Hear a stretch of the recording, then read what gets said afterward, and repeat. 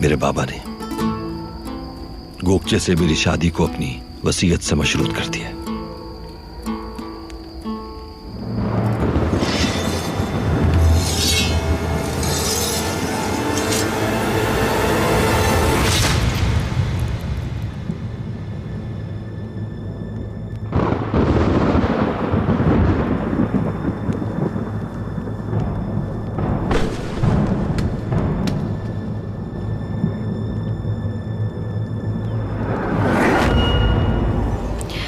मारिएगा मत इसे।